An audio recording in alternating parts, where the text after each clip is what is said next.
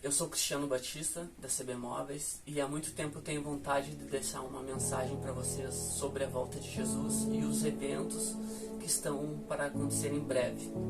Então eu separei uma série de 10 capítulos com o pastor Arilton Oliveira, onde ele, junto com a Bíblia e as coisas que estão acontecendo no mundo hoje, ele vem explicando de forma bem didática, bem explanado como irá acontecer. Essa série já foi feita há 3 anos, então, mas ela mostra bem as coisas que poderiam acontecer e hoje, 3 anos depois, já estão acontecendo. Então é muito legal. Se vocês gostarem, tem algumas outras séries que ele fala muito boas e eu vou deixar na descrição aqui embaixo o canal dele para vocês poderem acompanhar. Queria aproveitar e também saudar a todos que nos assistem agora pelas redes sociais, pela internet. Você também é muito bem-vindo. Seja bem-vindo à nossa série a respeito dos eventos finais. A partir de hoje, teremos 10 temas, todos escatológicos. E quando falamos escatologia, nós estamos nos referindo aos últimos eventos que terão lugar na história desse mundo. E sem dúvida, isso é importante para todos nós. Aqueles que acreditam na Bíblia como palavra de Deus possuem uma cosmovisão diferente.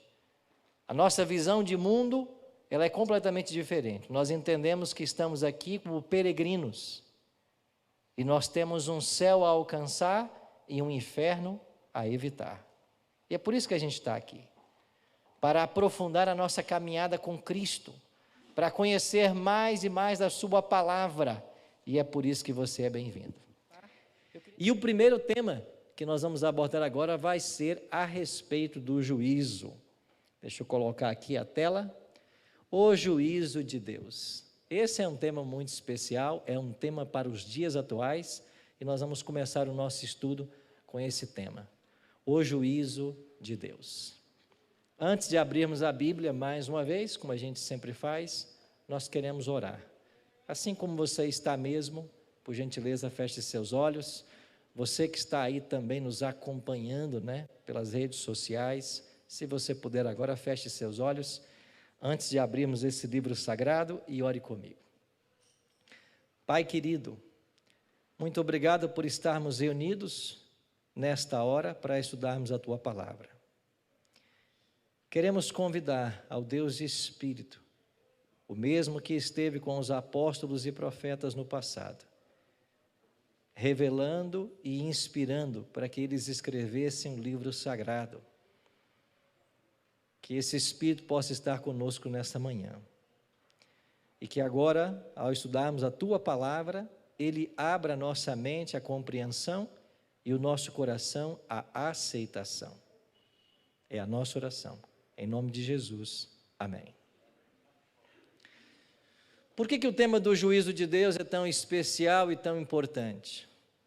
Porque finalmente todos nós teremos que passar por esse juízo. Algumas pessoas criticam a igreja adventista a respeito dessa doutrina e dizem assim: vocês adventistas estão muito fora da casinha, não existe essa história de juízo, o povo de Deus não passa por juízo. E eles até citam uma Bíblia. Você quer ver o verso que eles citam? João 5:24. E o texto diz assim: em verdade vos digo. Quem é que está falando aqui? Eu não ouvi. Quem está falando? Jesus. Então Cristo está falando: em verdade vos digo, quem ouve a minha palavra e crê naquele que me enviou, tem a vida eterna. Não entra em quê? Juízo, mas passou da morte para... Não entra em juízo. Essa história de juízo que os adventistas inventaram não tem apoio bíblico. Muito cuidado com o que você ouve por aí. Tem muita gente ensinando coisas que não estão na Bíblia, ou parecem estar na Bíblia. É por isso que é importante a gente sempre se aprofundar no conhecimento da Bíblia e, quando possível, um pouquinho no grego, um pouquinho no hebraico e um pouquinho no aramaico. Olha para o grego desse texto. O grego vai nos ajudar. Aquele que crê na minha palavra, naquele que me enviou, tem a vida eterna e não entra em juízo. A palavra juízo na língua grega é crises. E a palavra crises, do grego, pode ter duas traduções: julgamento ou condenação.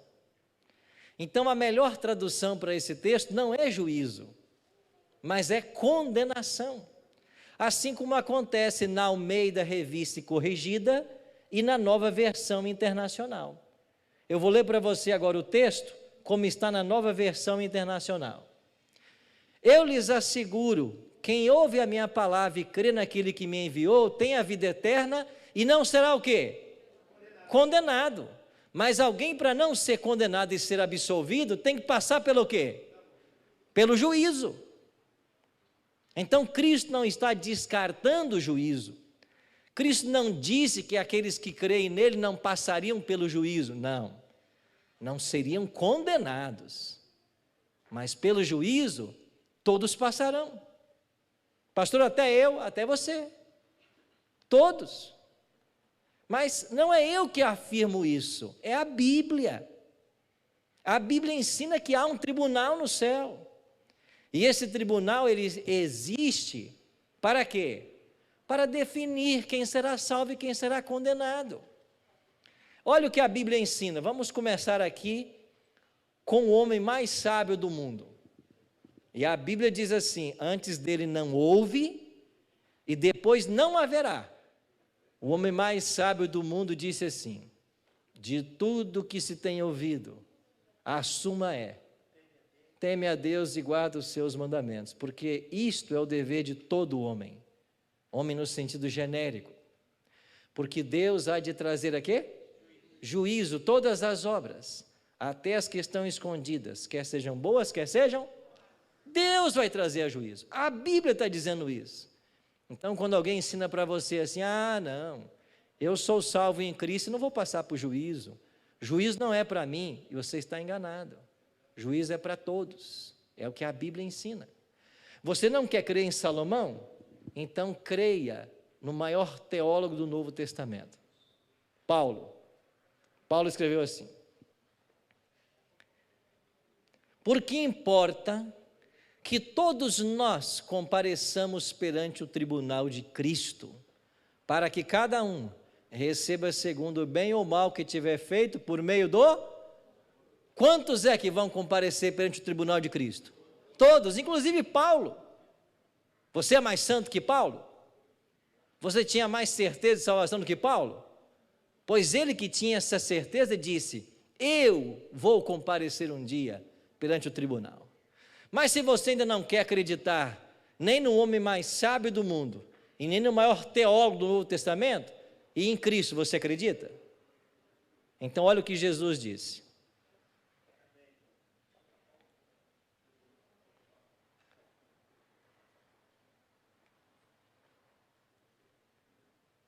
Mateus 12, 36 e 37. Digo-vos que de toda palavra frívola que proferirem os homens, dela darão conta no dia do juízo, porque pelas tuas palavras serás justificado e pelas tuas palavras serás condenado. E aí? Jesus falou que vai ter um juízo ou não? Então quem disse por aí que não, que nós não teremos um juízo, que isso é invenção dos adventistas, é porque não lê Bíblia. Basta ler Bíblia. Então todos nós um dia seremos julgados. Esta é uma realidade que a Bíblia apresenta para mim e para você. Agora, por que é que as pessoas não gostam desse tema? E por que muitos adventistas, inclusive, não gostam desse tema? Medo. Porque nós temos medo do juízo. E eu vou dizer para você por que nós temos medo. E temos com razão. Quando eu me batizei na igreja adventista com 13 anos, eu tinha um ancião que pregava aqui do púlpito o seguinte: aquele que se converte não peca mais. Quem peca é porque não se converteu ainda. Quem se converte não peca mais. Imagina um garotinho de 13 anos ouvindo isso, né? Mas você está entendendo? Quem se converte não peca mais. Um ancião pregar isso. Eu aprendi isso. Aí depois veio outro e disse assim: sabe como é o juízo? É uma lista que vai subindo no juízo lá no céu. E quando o seu nome passar, você vai ser julgado. E uma vez julgado, o seu caso está decidido. E pode ser que você esteja dentro da igreja já condenado, tentando o céu. Olha que doutrina terrível. E a gente tremia quando falava em juízo. Aí depois cantávamos aquele hino, né, que vai chegar o juízo final. E a gente se estremecia nos bancos. É porque a gente tem que lidar com o crescimento das pessoas. E todo mundo tem que crescer no aprendizado para ensinar de forma correta. Então nós temos que entender que não é assim que o juízo procede na Bíblia. Vamos responder algumas perguntas com base na Bíblia agora. A primeira delas: vai haver um juízo? Quem é o juiz? Deixe que a Bíblia responda. Daniel 7:9. Continuei olhando, até que foram postos uns tronos, e o ancião de dias se assentou. Sua veste era branca como a neve, os cabelos da cabeça como a pura lã. O seu trono eram chamas de fogo, e as suas rodas eram fogo ardente. Um rio de fogo manava e saía diante dele. Milhares de milhares o serviam, e miríades de miríades estavam diante dele. Assentou-se o quê? O tribunal, e abriram-se o quê? Os livros. A Bíblia fala de um juízo no céu, em vários textos. E nesse juízo, quem se assenta no trono como juiz é o próprio Deus. Deus é o juiz. Os críticos dizem assim: Deus não precisa de montar um tribunal para ser juiz, ele é onisciente. Como que onisciente, um ser onisciente, precisa fazer um juízo, se ele sabe o que vai acontecer, se ele sabe o futuro como o passado?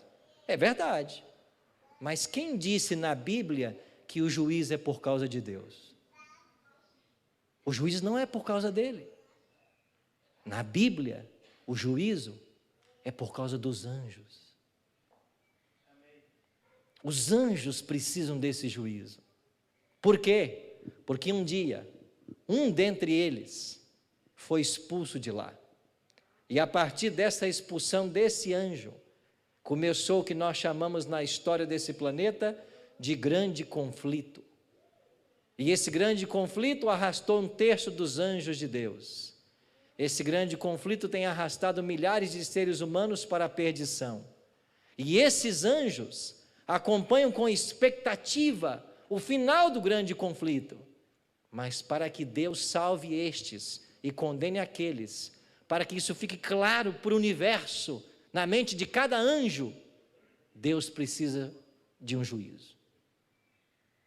Então o juízo não existe por causa de Deus, porque Ele é onisciente.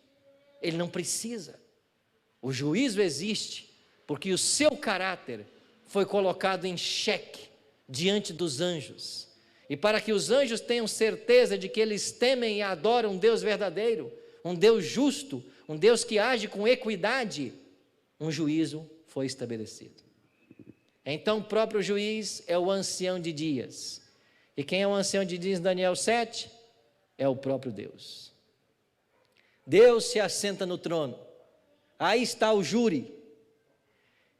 E quem são as testemunhas? Milhares, milhões de anjos que estão ao redor do trono. Uma outra pergunta nós temos que responder: não pode haver juízo sem um réu. E quem é o réu?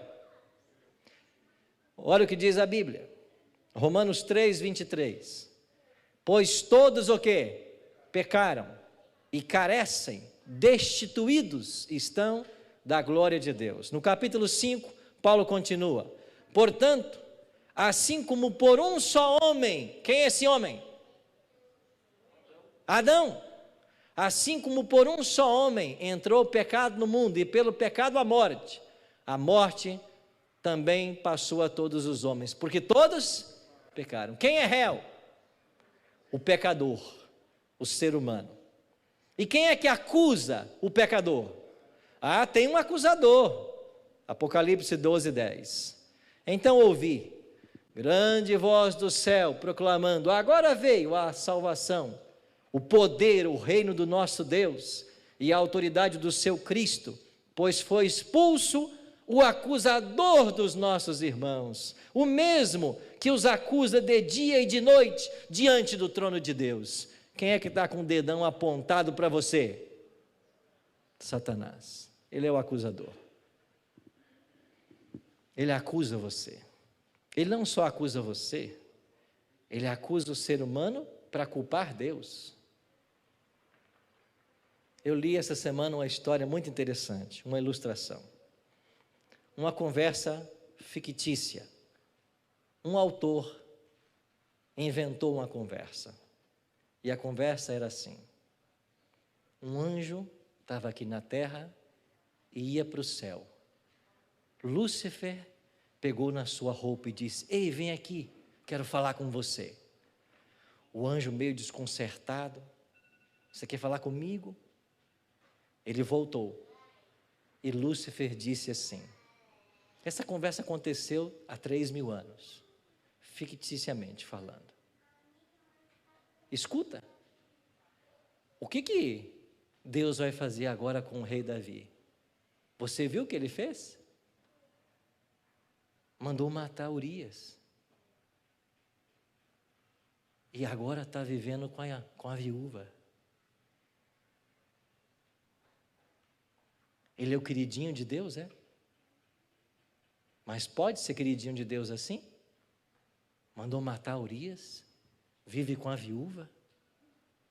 Está tudo bem? Pergunta lá para Deus se isso é justo. E o anjo sai, meio que desconcertado.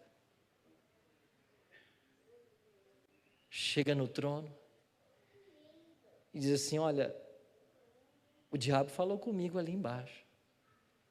Ele falou uma coisa que eu não tive resposta. O que você vai fazer com Davi? Porque é justo ele ser o seu queridinho? Depois do que ele fez, ele está lá, vivendo com a mulher, a viúva. Viúva porque ele matou. Nessa ilustração, Deus vira para o anjo, põe a mão no seu ombro e diz assim: você ainda vai saber o final da história. Por enquanto, confie em mim. Está bem? E o anjo sai confortado. Sabe o que é juízo? É isso. É Deus dizer para o universo: espera um pouco, confia em mim, porque quando o juízo acontecer, você vai entender o porquê das coisas, e você vai entender por que ele é meu queridinho. Você entende por que tem que haver um juízo? Você entende por que Deus pode ser questionado por anjos em ter um pecador queridinho e condenar o outro à destruição eterna? Tem que haver. E quem é que acusa Deus? Satanás. Quem é que nos acusa? Satanás. É por isso que tem que haver um juízo. E nesse juízo, nós vamos ver agora como é que funciona. Ele tem uma norma. Essa norma tem que ser seguida. E qual é a norma desse juízo? Tiago 2,12. Falai de tal maneira, e de tal maneira procedei, como aqueles que hão de ser julgados pela lei da liberdade. E que lei da liberdade é esta? Basta você ler os versos 10 e 11. O verso 11 cita 2 mandamentos do decálogo. A lei da liberdade é a lei de Deus. Então qual será a norma do juízo? A lei de Deus. E você que nos acompanha pela internet, mais uma vez quero falar com você. Porque a norma do juízo é a lei de Deus. Sabe o que está acontecendo hoje? Um verdadeiro ataque à lei de Deus. E por que o diabo está levando muitos a atacarem a lei de Deus? Porque ele tira a norma do juízo. Ele tira o padrão de conduta. E se você tira o padrão de conduta, o que sobra? não sobra nada. Cada um pode fazer o que bem entender, cada um faz o que quer. Esse é o problema. Então o juízo vem para equilibrar as coisas. Tem que haver a norma, tem que haver um padrão de conduta. E esse padrão é a própria lei de Deus. Doutor Éder, que seria de nós sem as leis? Se alguém pudesse passar com um carro agora na frente dessa igreja a 150 por hora, atropelasse uma criança, um filho teu, e nada fosse feito, que mundo seria esse? Um mundo sem leis? Não existe, não há possibilidade de harmonia, de felicidade sem leis. E a norma que Deus estabeleceu para esse juízo são os 10 mandamentos. Mas como, pastor, que Deus vai julgar cada ser humano, dos bilhões que já passaram, dos bilhões que existem, como que Ele vai julgar cada caso? Ele não precisa, porque Ele é onisciente, mas os anjos não são.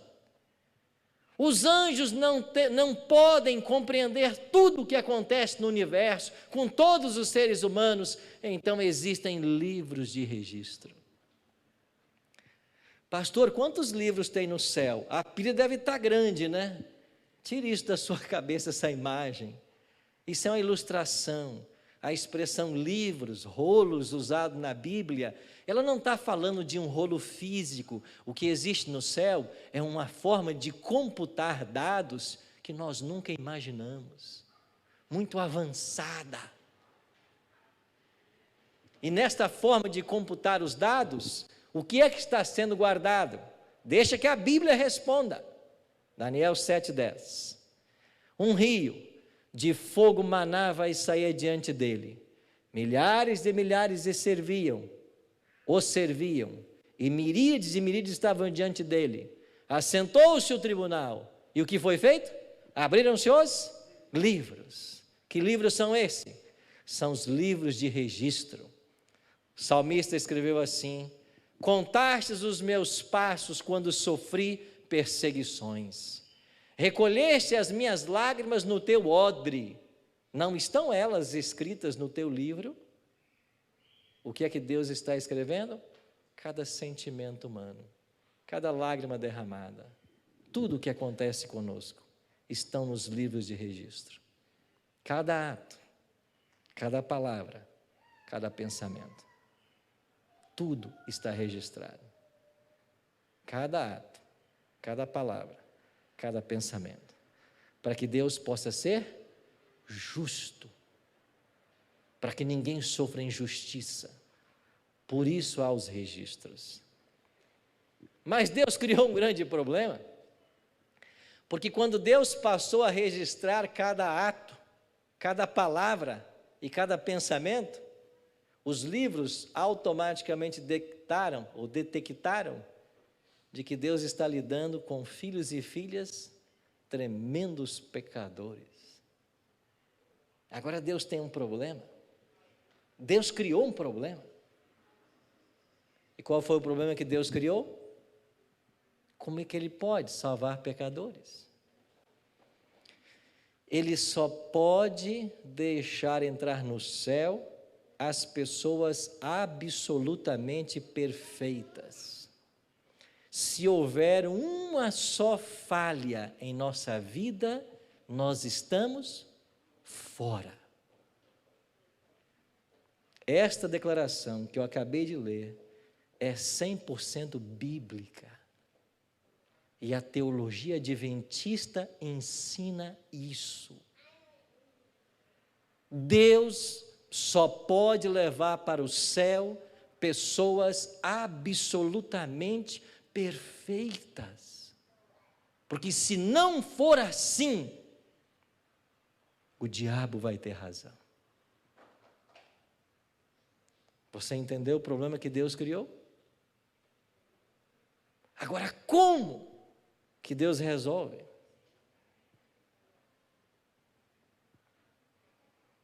Ele resolve com um advogado, um bom advogado. E a palavra de Deus diz assim: João, discípulo do amor, escreveu: filhinhos meus, Estas coisas vos escrevo para que não pequeis. Qual é o ideal de Deus para mim e para você? Não pecar. João deixa claro isso.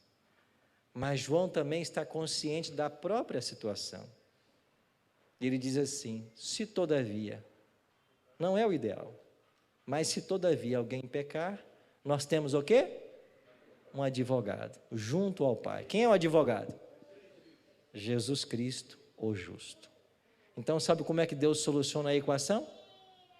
Deus te dá um bom advogado. Ele não só é um bom advogado, ele é um advogado que nunca perdeu uma causa. Não só isso, o advogado é filho do juiz. E você acha que o juiz vai querer condenar o cliente do filho dele? Não. Então, como Deus soluciona o problema de ter que levar pessoas perfeitas para os céus? Ele dá o advogado. Vamos entender melhor isso na Bíblia? Vamos para Paulo? Paulo é tremendo. Paulo é o maior teólogo que existe no Novo Testamento. E Paulo diz assim, Romanos 3, visto que ninguém será justificado diante dele, de Deus, por quê, irmãos? Obras da lei. Em razão de que pela lei vem o quê? O pleno conhecimento do pecado. Então o teólogo Paulo está estabelecendo o padrão. E a primeira coisa, ninguém é justificado diante dele pelas obras da lei. Porque a função da lei não é salvar, não é justificar. A função da lei é tornar conhecido o pecado. Nosso coração começa a se aliviar. Quer dizer então que não serão as minhas obras que serão consideradas nesse tribunal. É isso mesmo, porque elas não têm valor salvífico. Então ninguém vai ser justificado pelas obras. O mandamento que você guarda não vai servir de nada nesse tribunal. Até porque a gente peca, a gente quebra ele. Nós somos pecadores. Paulo continua. Mas agora, sem lei, isso é forte, né? A gente adventista ama tanto a lei. E está certo amar. Mas escuta uma coisa, agora, sem lei, se manifestou o quê? A dikaiosine, a justiça de Deus. Testemunhada na Bíblia, pela lei e pelos profetas. Sai de cena a obra humana, a obediência humana, a tentativa de alcançar o céu por esforço próprio, e entra a justiça de Cristo. E Paulo continua, justiça de Deus, mediante a fé em Jesus Cristo, para todos e sobre todos, para quem? Os que creem, para todos, todos os que creem. E Paulo continua, porque não há distinção, pois todos pecaram e carecem da glória de Deus. Então o que é que Deus está fazendo aqui? Ele está tirando as suas obras, que são más, e Ele está colocando a justiça de Cristo. Nós chamamos isso? Justificação pela fé. Porque Ele tira o seu pecado, tira a sua obra, e coloca a obra de Cristo, a justiça dele. Não entendeu muito bem ainda? Eu vou ler um texto para vocês agora, da escritora norte-americana Ellen G. White, que você deveria guardar no seu coração daqui até o dia da sua morte. Porque esse texto, do Caminho a Cristo, página 62, pode ser um divisor de águas na sua experiência religiosa. E Ellen G. White escreveu assim: era possível a Adão antes da queda, era possível, antes da queda, formar um caráter justo pela obediência à lei de Deus. Está claro? Está acompanhando? Era possível para Adão, antes da queda, formar um caráter justo pela obediência à lei de Deus. Mas, conjunção adversativa, importantíssima nesse parágrafo, mas deixou de o fazer, e devido ao seu pecado, nossa natureza se acha decaída, e não podemos tornar-nos, o que, meus amigos? Justos. Escutam a verdade fundamental do Evangelho. Você, depois da queda de Adão, não pode formar um caráter justo. Você não pode. Isso não é possível após a queda. Ela continua. Visto como somos pecaminosos, profanos, não podemos obedecer perfeitamente uma lei que é o quê? Santa. Nós não podemos. Não possuímos justiça em nós mesmos, com a qual pudéssemos o quê? Satisfazer as exigências da lei de Deus. Extraordinário isso aqui. Conjunção adversativa de novo. Mas, eu gosto dessa conjunção nesse parágrafo. Mas, Cristo nos proveu um meio de escape. Ela está escrevendo. Nós não podemos formar um caráter justo. Nós não podemos obedecer perfeitamente à lei de Deus.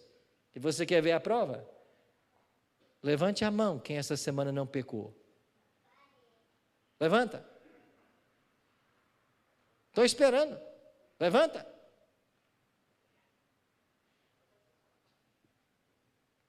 Você está entendendo que isso aqui é a realidade da Bíblia? É o mesmo que Jesus fez um dia. Essa mulher foi surpreendida em adultério? Então quem nunca pecou, joga a primeira pedra. E quem atirou? Ninguém. Mas Cristo proveu o meio de escape. E qual foi o meio? Viveu na terra, em meio de provas e tentações, como as que sobrevêm a nós. Viveu uma vida sem pecado. Morreu por nós. E agora se oferece para nos tirar os pecados e dar-nos a sua justiça. Você está entendendo o que é justificação pela fé? Ele pega os seus pecados e dá a justiça dele. É uma troca.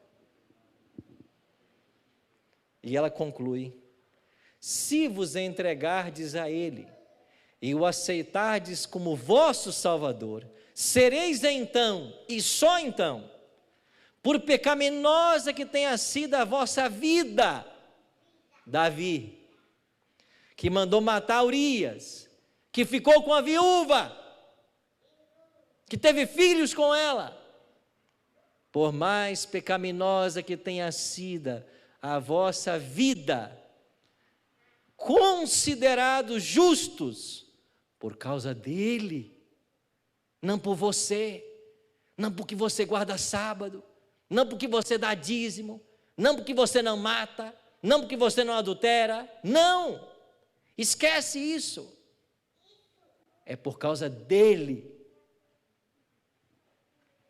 O caráter de Cristo substituirá o vosso caráter e sereis aceitos diante de Deus exatamente como se não houvesseis pecado. Amém?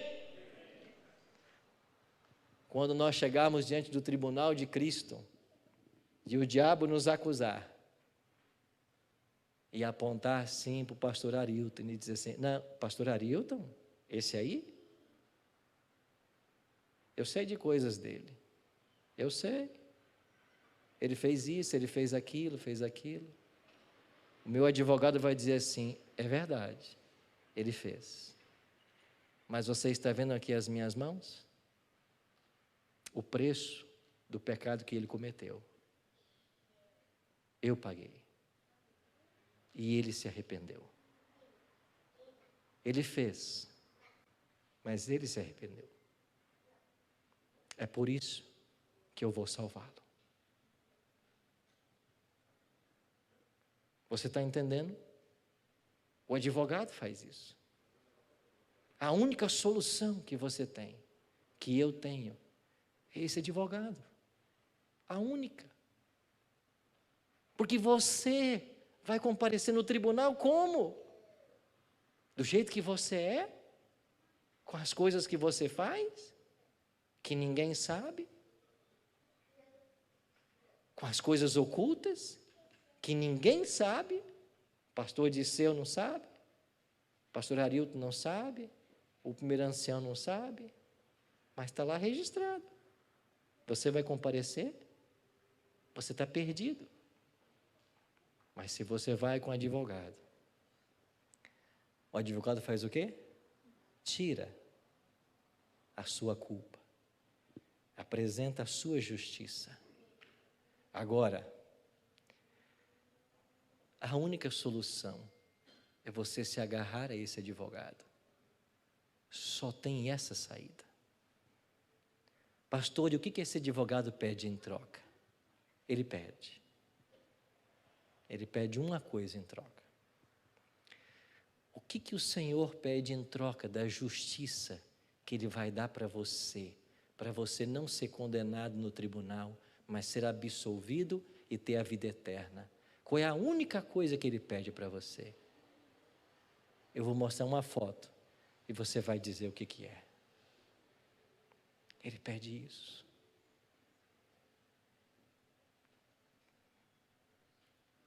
Ele pede isso.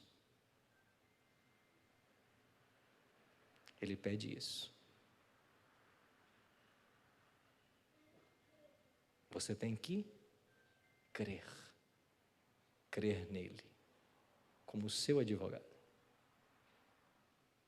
Ah, pastor, eu não creio na Bíblia, não creio em Jesus, não creio em nada. Direito seu. O fogo te aguarda. Não, pastor, eu creio na Bíblia, eu creio em Deus e eu creio em Jesus como meu advogado.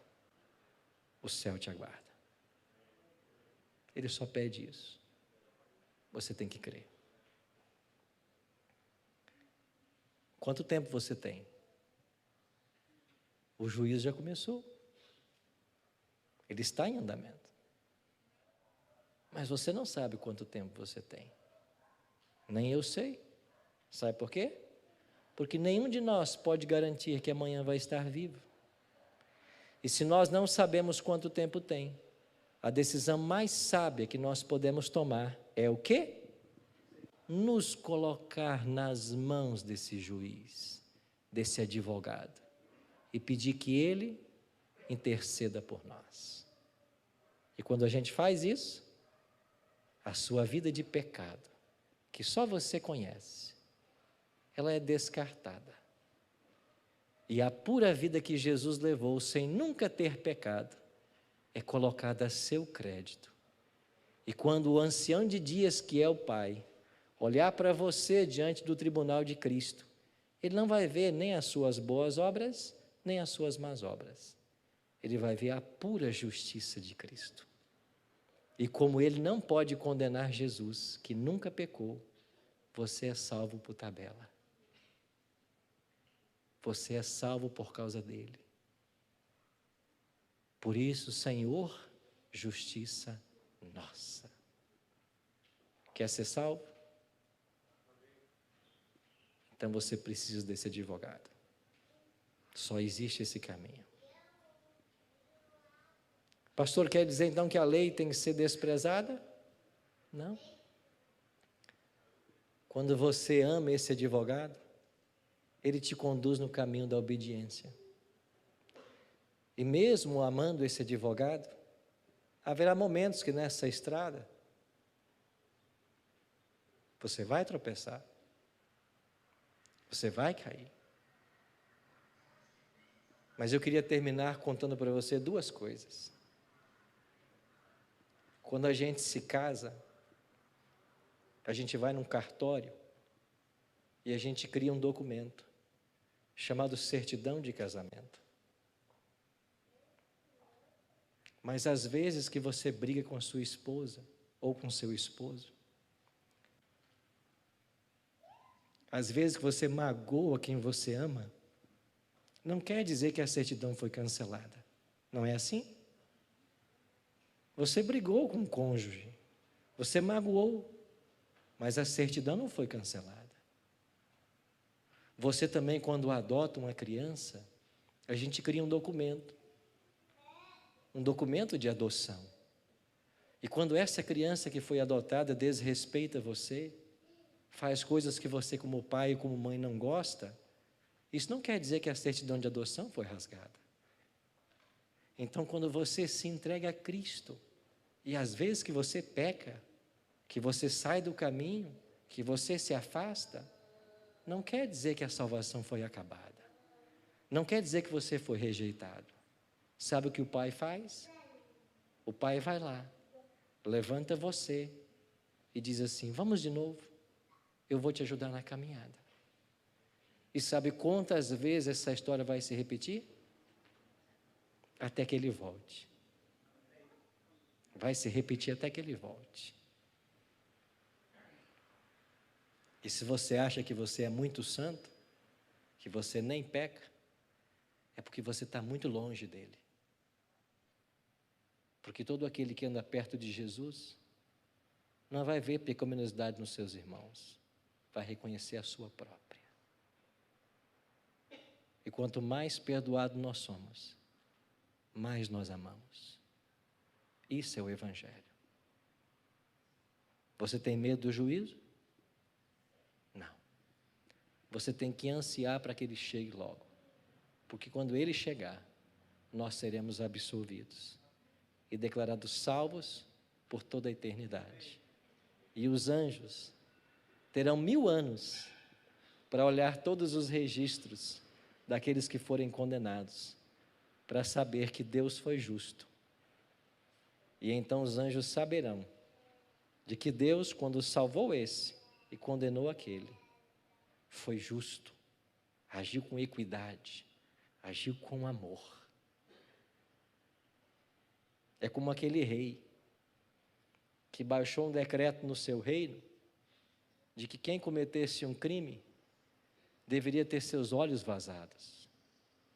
E de repente o chefe da guarda se aproxima do rei e disse: rei, nós encontramos o primeiro criminoso, ele tem que ter os seus olhos vazados. Mas a notícia não é boa. O primeiro criminoso que nós pegamos foi o seu próprio filho. E o que fazer agora, rei? E o rei diz: vamos cumprir a lei. O crime foi cometido, os olhos têm que ser vazados. Mas não vazem os olhos do meu filho, vazem os meus. A lei vai ser cumprida. Vazem os meus olhos. Foi isso que Jesus fez. O homem pecou, tem que morrer. Que não morra ele. Eu morro. Eu vou descer. Isso é juízo. Você teme o juízo? Você devia amar o juízo. Essa doutrina é fundamental da Bíblia. Porque quando ele chegar, nós seremos absolvidos. Não com base na minha vida, na minha história, com base na história dele. Talvez muitos nesta hora tenham que repensar sua religião para entender o verdadeiro sentido de ser cristão. Não é se relacionar com uma igreja, com uma instituição, não é estar atrelado apenas a normas, é se relacionar com uma pessoa, Cristo, Senhor, justiça nossa. Vamos orar, pedindo a bênção de Deus sobre nossas vidas. Senhor, louvado e exaltado seja o teu nome, por tão grande salvação que nos foi oferecida. Nós queremos estar, bom Deus, debaixo do manto protetor, debaixo da tua justiça, para que no tribunal celeste sejamos absolvidos e salvos por toda a eternidade. Entendemos nessa manhã que o Senhor pede de nós apenas uma coisa: que nós creiamos. Por isso, planta, Senhor Deus, em cada coração agora, a semente da fé, que ela se desenvolva, que a nossa relação contigo se aprofunde e que o Senhor nos prepare a todos para a tua breve volta. É a nossa oração, em nome de Jesus. Amém.